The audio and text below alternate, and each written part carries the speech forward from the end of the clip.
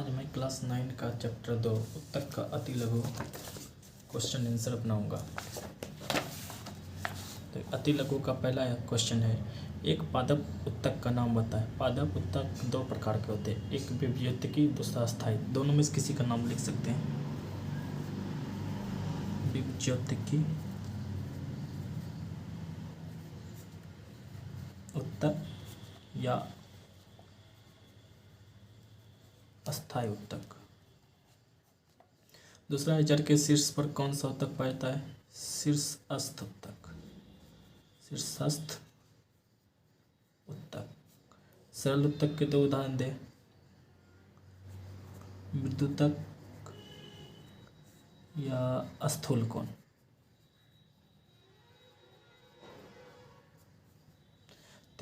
चौथा है, किस उत्तक की कोशिका सदा विभाजित होती रहती है?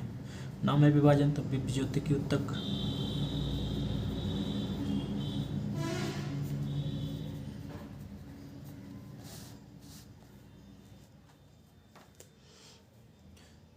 अगला है, विभज्योतिकी उत्तक को किस आधार पर विभाजित किया गया है?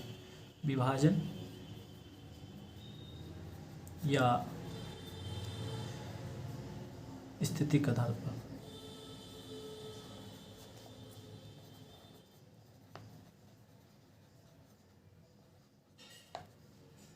6 नंबर, किस सरल उत्तक को अंतरकोशिकीय स्थान कहते हैं? मृदुतक। वैसे मृदुतक को क्या कहते हैं जिसमें क्लोरोफिल पाया जाता है? ये 8 नंबर का क्वेश्चन है। 7 नंबर कर लेते हैं। दो उत्तकों के नाम बताए जो पौधों को यांत्रिक सहारा देता है। देद उत्तक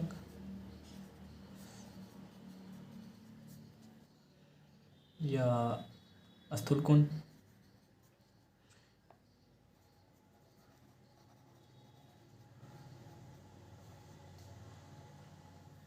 वैसे मृदुतक को क्या कहते हैं जिसमें क्लोरोफिल पाया जाता है?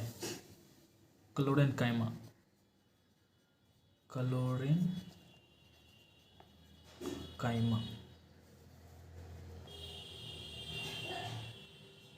किस उत्तक की कोशिका में भित्ति अनियमित ढंग से कोनों पर मोटी होती है? दीद उत्तक।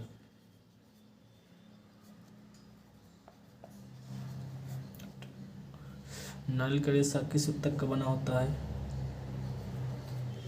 तीर्थ उत्तक। 11 नंबर क्वेश्चन है, मृदुतक कोशिकाएं की दो विशेषताएं लिखें। पहला, जीवित गोलाकार अंडाकार होती है। दूसरा, इसके कोशिका में केंद्रक और कोशिका द्रव अधिक मात्रा में पाया जाता है। दूसरा 12 नंबर क्वेश्चन है, दो अस्थायी पादप उत्तकों के नाम लिखें। पहला, सरल अस्थायी उत्तक, दूसरा जटिल अस्थायी उत्तक। 13 नंबर, जाइलम का निर्माण किन तत्वों से होता है? जाइलम का निर्माण 4 तत्वों से होता है। पहला वाहिनिकाएं, दूसरा वाहिकाएं, तीसरा जाइलम तंतु, चौथा जाइलम मृदुतक।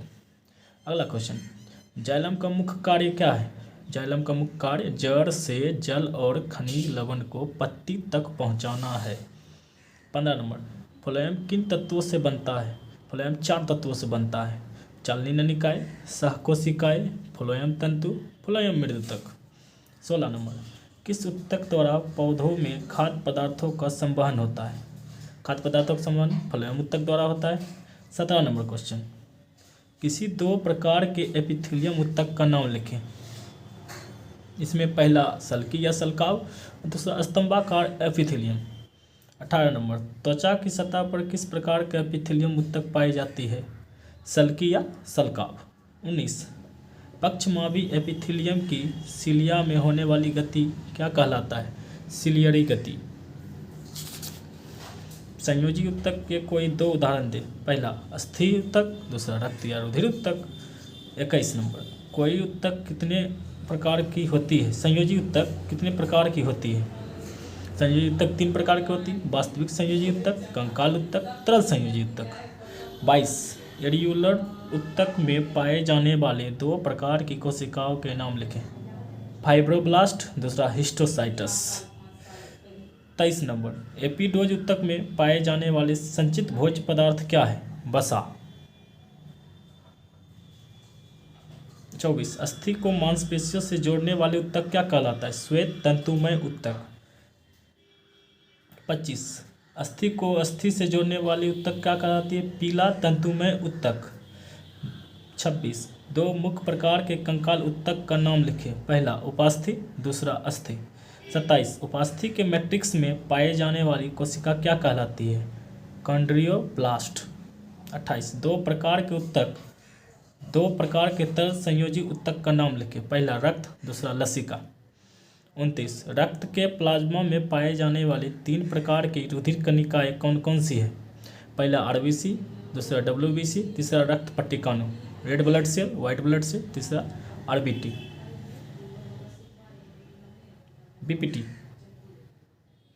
शारीरिक अंगों में गति किस प्रकार के ऊतक के कारण होती है? पेशी ऊतक। जंतुओं का मस्तिष्क किस प्रकार के ऊतक का बना होता है? तंत्रिका ऊतक। तंत्रिका ऊतक की इकाई क्या कहलाता है? न्यूरॉन या तंत्रिका कोशिका। दोनों एक ही नाम है। 33 नंबर बहुकोशिकीय जीवों में कार्यों के दक्षतापूर्वक संचालन के लिए क्या व्यवस्था रहती है? ऊतक का श्रम विभाजन। 34 समान उत्पत्ति तथा समान कार्यों को संपादित करने वाले कोशिकाओं के समूह को क्या कहते हैं? ऊतक। तने की चौड़ाई में वृद्धि किस ऊतकों के निर्माण से होती है? पार्श्वस्थ विभज्योतिकी ऊतक। 36 पत्तियों के आधार या टहनी के पर्व के दोनों ओर पाए जाने वाले ऊतक को क्या कहते हैं? अंतःवृषी ऊतक, अंतःवृषी विभज्योतिकी ऊतक। दोनों में से कोई भी नाम हो सकता है। अस्थायी ऊतक का निर्माण किस ऊतक की वृद्धि के फलस्वरूप होता है? विभज्योतिकी ऊतक।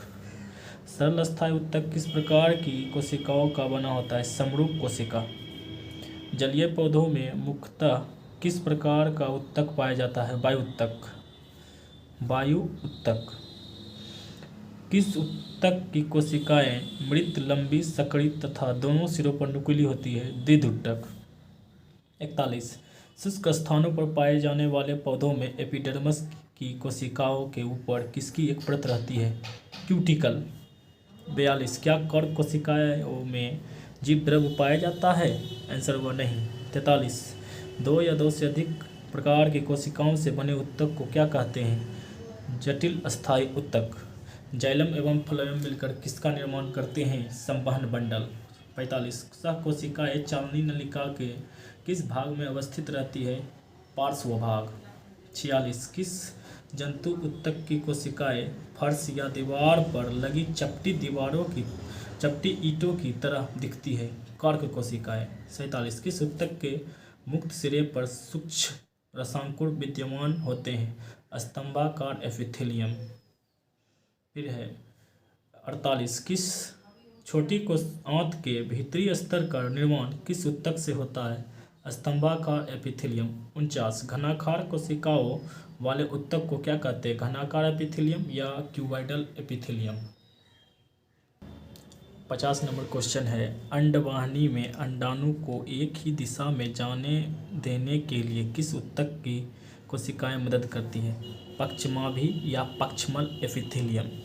51 एंटीबॉडी का निर्माण किस कोशिकाओं द्वारा होता है? WBC, हिंदी में इसको बोलते हैं श्वेत रक्त कणिकाएं। 52 किस ऊतक में तारे जैसी कोशिकाएं पाई जाती हैं? जालबद्ध संयोजी ऊतक। बाह्य कर्ण में किस प्रकार की ऊतक पाया जाता है? उपास्थि ऊतक। 54 हेवियर्सन नलिकाएं कहाँ पाई जाती है? मेमिलियन अस्थि में। 55 आयतन के हिसाब से प्लाज्मा रुधिर का कितना प्रतिशत भाग है? 55%। किस प्रकार की रुधिर कणिकाओं में केंद्रक नहीं पाया जाता है? RBC, लाल रक्त कणिकाएं। 57 लाल रुधिर कणिकाओं में पाए जाने वाले प्रोटीन रचक को क्या कहते हैं? हीमोग्लोबिन। इसमें 4% आयरन और 96% प्रोटीन रहता है। 58 एक न्यूरॉन के एक्सॉन के अंतिम छोर की शाखाएं दूसरे न्यूरॉन के डेंड्राइट से जुड़कर क्या बनाती है? सिनेप्स। अति लघु क्वेश्चन खत्म।